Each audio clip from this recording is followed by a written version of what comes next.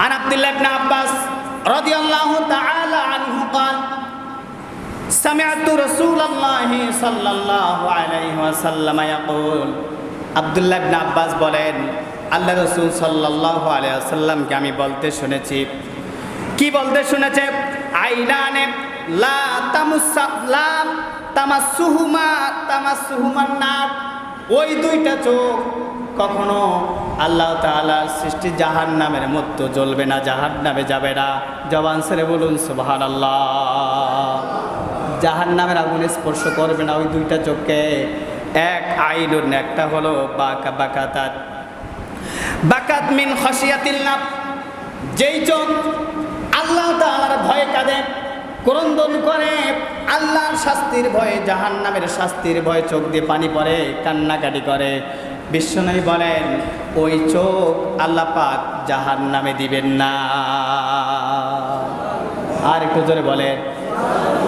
এরপরে আরেকটি হলো ওই চোখ, বিশ্বনবী বলেন ওয়া আইনুন বাতাত তাহরুসু ফি সাবিলিল্লাহ, সেই চোখ যেই চোখ দিয়ে আল্লাহ রাস্তায় পাহারা দেয়, নিরাপত্তার প্রহরী দায়িত্ব পালন করে। বিশ্বনবী বলছেন ওই চোখও আল্লাহ পাকের জাহান্নামের স্পর্শ করবে না, তার মানে ওই চোখ জাহান্নামে যাবে না। আর একটু জোরে বলেন সুবহানাল্লাহ।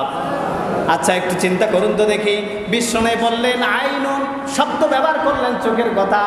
যদি আল্লাহ তাআলার ভয়ে কাঁদে, জাহান্নামের শাস্তির ভয়ে কাঁদে, আর আল্লাহ তাআলার রাস্তায় পাহারা দেয়, নিরাপত্তার প্রহরীর দায়িত্ব পালন করে, তাহলে কি ওই ব্যক্তির শুধুমাত্র চোখ দুইটা জাহান্নাম থেকে নাজাত দিয়ে জান্নাতে দিবে? বোঝেননি মনে হয়। শুধুমাত্র কি চোখ দুইটা খুলে জান্নাতে দিবে? আর একটু জোরে বলেন। বুঝতে আমার কথা বুঝতেছেন নাকি? শুধুমাত্র চোখ দুইটা খুলে জাহান্নাম থেকে জান্নাতে দিবে, আর পুরা শরীর জাহান্নামে দিবে? হ্যাঁ, তাহলে কি হবে? পুরা শরীর, শুধু চোখ নয়, এখানে ওই যে মাজাজ আর মুরসাল ব্যবহার করা হয়েছে, মানে অলংকার অর্থের ক্ষেত্রে ব্যাপকতা নেওয়া হয়েছে।